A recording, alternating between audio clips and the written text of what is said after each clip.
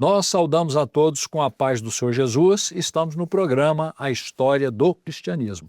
No episódio passado, nós tivemos o tema chamado o catolicismo, em que falamos sobre como começou, o decorrer da história, como que se afastou da palavra de Deus, lembrando também que era uma igreja única, onde todos nós estávamos, através de nossos antecedentes, ou antecessores, digo, e que, então, foram feitas várias colocações.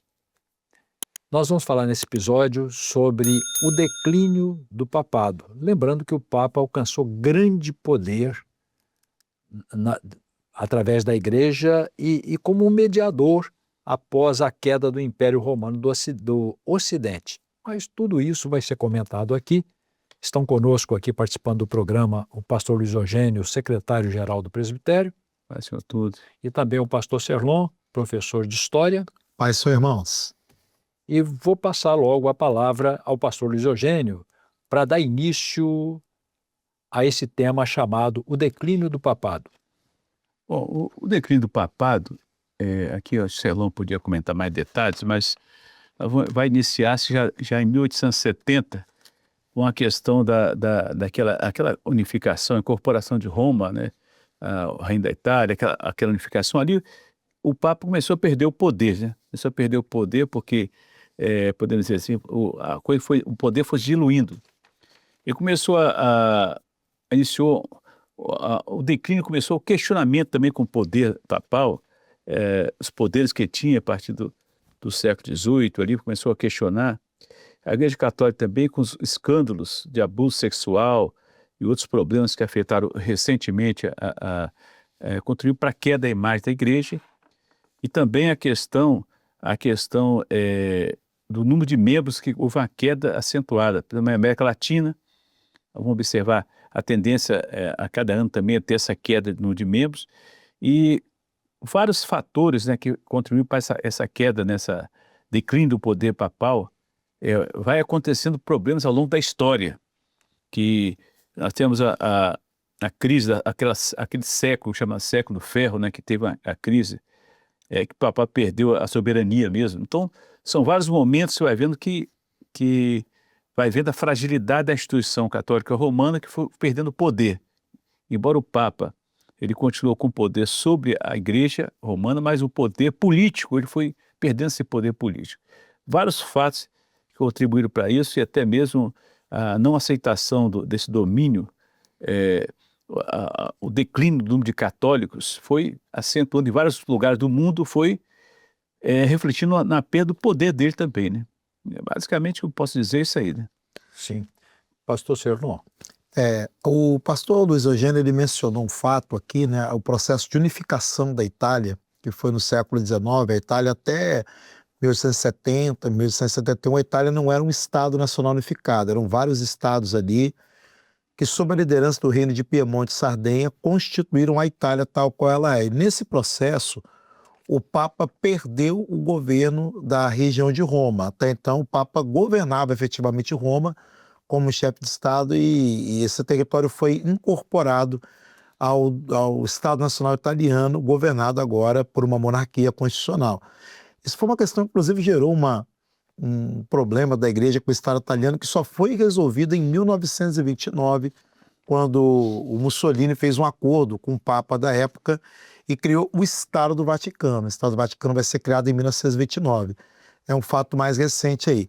Mas, se nós retroagirmos lá atrás na história, né, já houve lá, no período medieval, inclusive, embates entre a igreja, enquanto poder espiritual, e o chamado poder temporal. Quando nós usamos essa expressão, poder temporal, se refere ao poder de Estado, poder de governo. Na Europa, na Baixa Idade Média, a igreja começou a ter conflitos com alguns governantes, com alguns reis, algumas situações que envolviam justamente a questão do poder. Então, lá na Baixa Idade Média, o que estava acontecendo? A Europa está começando a ter transformações em relação ao feudalismo. Aquele feudalismo clássico, ele vai começando a ser alterado. O comércio voltou a crescer, surge uma nova classe social, a burguesia. A burguesia eram os homens de negócios, e esse grupo tinha interesse em que o poder do rei fosse fortalecido para que os reis criassem condições mais oportunas, mais adequadas para o comércio, para que o rei unificasse moeda, sistematizasse as leis, padronizasse pesos, medidas. Então a burguesia ela começa a fazer ali uma aliança com os reis, isso fortalece os reis. O comércio gera imposto, o imposto gera recurso para que o rei passe a ter ali um sistema, uma organização militar nacional, para que o rei tivesse ali uma imposição de uma legislação nacional. Então, tudo isso faz com que os reis comecem a se fortalecer e comecem a gerar conflitos com a igreja. Um conflito muito conhecido na história é a chamada querela das investiduras. O que é uma querela? A querela é um debate, né? Uma querela é uma disputa, né? E a querela das investiduras que se travou entre o Papa Gregório VII e o rei, na verdade o imperador, né, Henrique IV, que era imperador do Sacro Império Germânico, que corresponderia hoje à Alemanha, era uma disputa para saber a quem competia investir os bispos. Os bispos, né, que eram membros do alto clero, ao receberem a função de bispo, isso era chamado de investidura. Eles eram investidos daquela autoridade. E começou a surgir ali uma disputa. A quem cabe isso? É ao Papa? É ele que deve investir os bispos da sua autoridade? Ou é o imperador do Sacro Império Germânico? Então isso foi um exemplo de uma disputa, a querela das investiduras, que só foi resolvido no ano de 1122. Então a gente está aí no século XII, com um acordo chamado Concordata de Worms. Essa Concordata de Worms, o que ela vai estabelecer? A investidura espiritual, a função eclesiástica do bispo, seria outorgada pelo Papa, mas a função temporal, porque os bispos atuavam como senhores feudais, né, seria feita pelo imperador do Sacro Império. Então isso é um exemplo de um conflito, de um embate que marcou ali aquele momento. Então ele marca, ele assinala um declínio, uma perda de força por parte do Papa, né, na medida que ele já não tem mais aquele controle político todo.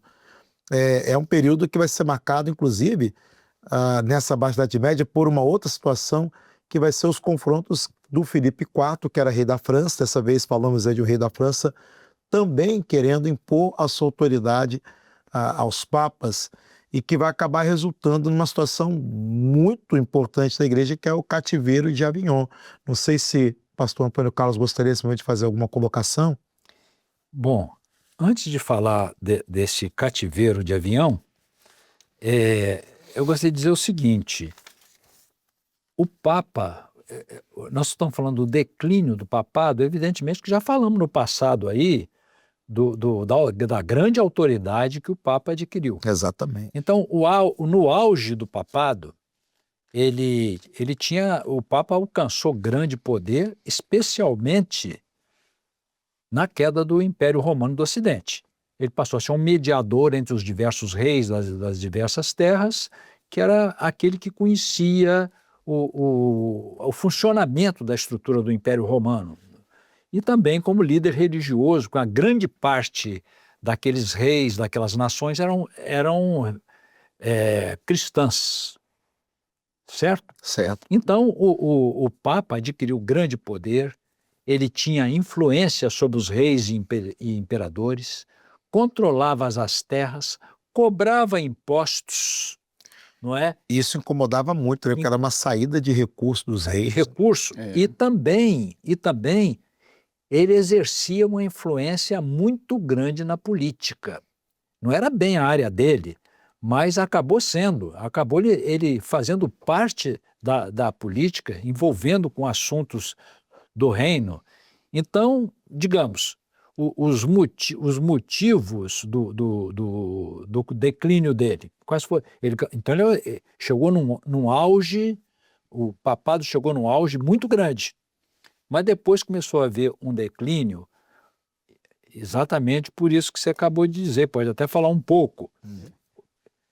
Os conflitos com os reis ou com os monarcas, não é?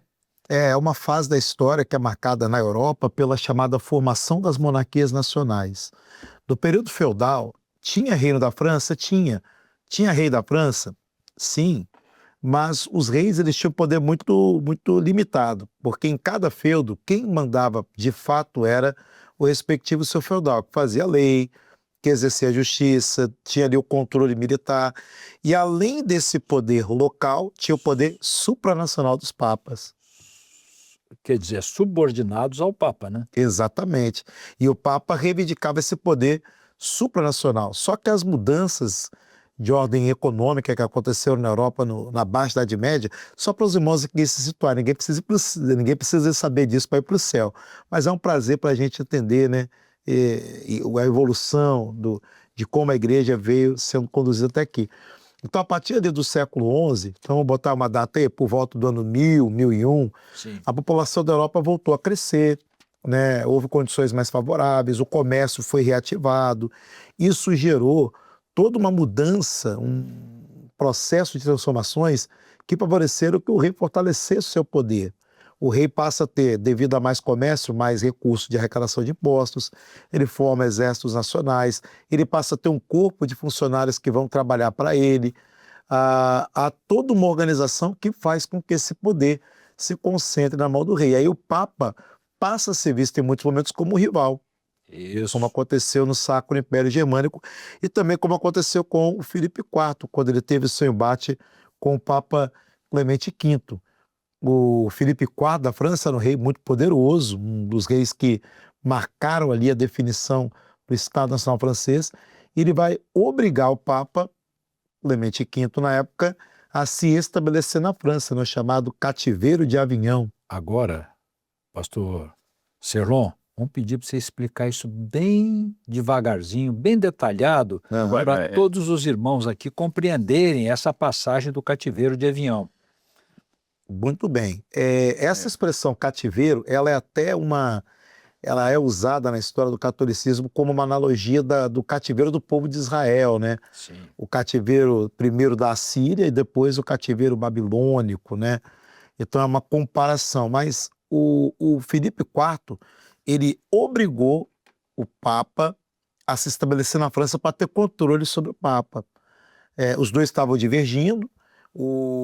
Na verdade, esses conflitos começaram no pontificado, né, no governo do Papa Bonifácio VIII, quando ali o Filipe IV começa a querer interromper esse controle que a igreja queria exercer, continuar exercendo sobre o Estado francês. Isso envolveu muita coisa, saída de dinheiro do reino da França para Roma, a questão da nomeação de quem ia exercer a função do alto clero, a própria questão das leis, porque o Filipe IV ele estava unificando as leis da França. E havia leis da igreja, né? Os irmãos talvez já tenham ouvido falar da expressão o direito canônico. Havia um direito da igreja que muitas vezes se contradizia com o direito nacional que estava sendo organizado pelo Filipe IV. Então começou a ter toda essa disputa. O Filipe IV quer impor a sua autoridade sobre a igreja da França, cobrar impostos sobre a igreja, uma coisa que era até então inadmissível, a igreja pagar impostos. Filipe IV quer cobrar impostos, e ele vai usar o poder dele, poder militar mesmo, ele vai levar manu militarum, ou seja, assim, forçadamente o Papa Clemente V a se estabelecer em Avignon, na França.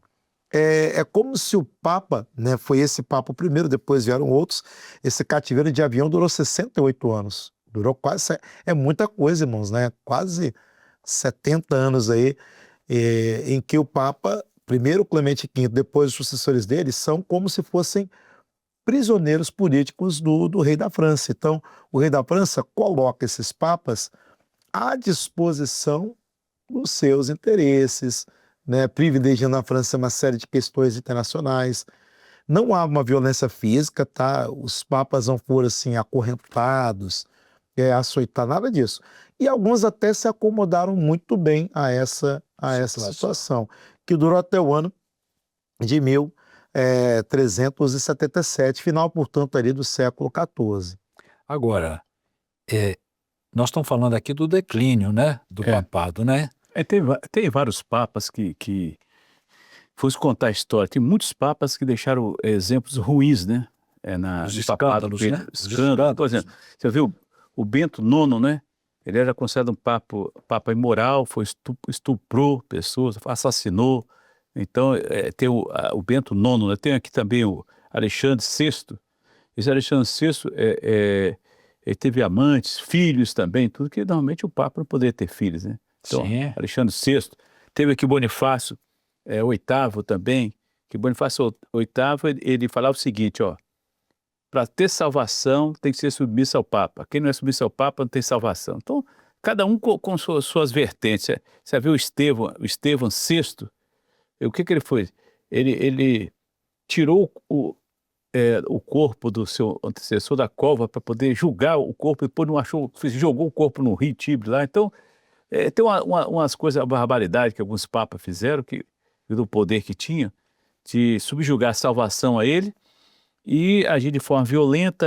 Foram muitas histórias de papas que hoje a história registra e realmente é verdadeira. Então, nós vamos ver o declínio do papado foi muitas vezes por seus atos. Até o Papa, quando Lutero teve a decepção com o que estava acontecendo em Roma, né?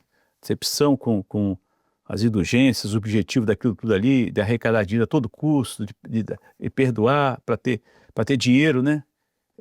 Então isso foi um escândalo mesmo na Igreja Católica, a questão dessa indulgência. Foi aí que houve a questão depois da Reforma Protestante, né? Mas é uma coisa que vinha acontecendo e Lutero, ele foi um homem que ele admirou de ver a riqueza, a pompa, o ouro que a Igreja Católica tinha, a grande riqueza, os poderes que ela tinha. Então ele falou, e vendo a abundância, o gasto excessivo, tudo ali, fazendo tudo, e pegando cada vez mais dinheiro e falando que está perdoando pecados, né? A chamada indulgência, né? Então, foi escândalo isso aí, e tudo isso mostrou o declínio moral e até a situação do papado, foi declinando cada vez mais, né? É interessante que o senhor mencionou o Papa, né, Leão X, que era o Papa da época da Reforma, e, na verdade, essa corrosão da credibilidade do Papa, né, essa perda, esse desgaste, era um processo longo, só que nós estamos falando, né, no caso da Reforma é século XVI, o cativeiro de Avignon, a gente pode pronunciar também Avignon, né, ele é lá do século XIV. Então veja que tem aí mais de 200 anos separando um fato e outro, só que essas questões muitas vezes não chegavam para a grande maioria da população. O povo mais pobre não tinha acesso a essas informações. Exato, então ainda se preservava, né, a questão da igreja, mas nos círculos mais letrados, políticos, há um desgaste da imagem da igreja, do poder, da independência do Papa. O Papa ele fica ali meio que como uma marionete durante esse período do cativeiro de Avignon. E aí, quando chega no ano de 1377, o Papa retorna para Roma, né, o Gregório XII, que estava, no caso, como pontificado, só que começa a ter uma disputa pela liderança da igreja. E no auge dessa disputa pela liderança da igreja, né, o colégio que elegeu o Papa se elegeu de ter eleito aquele Papa. Nós chegamos a ter 3 papas rivais, 3 papas simultaneamente, cada um reivindicando para si a liderança da igreja. Um papa em Roma, que era o Gregório XII, outro em Avião, Clemente VIII, e em Pisa chegou a ter o Alexandre V. O senhor falou do Alexandre VI, né, que era da família Borgia, o Alexandre V, 3 papas simultaneamente reivindicando a liderança da igreja. E aí tem uma questão muito interessante, muito interessante. Existe um dogma. O que é um dogma? O dogma é um ponto doutrinário considerado como uma verdade absoluta, né, religiosa. Existe um dogma chamado dogma da infalibilidade papal.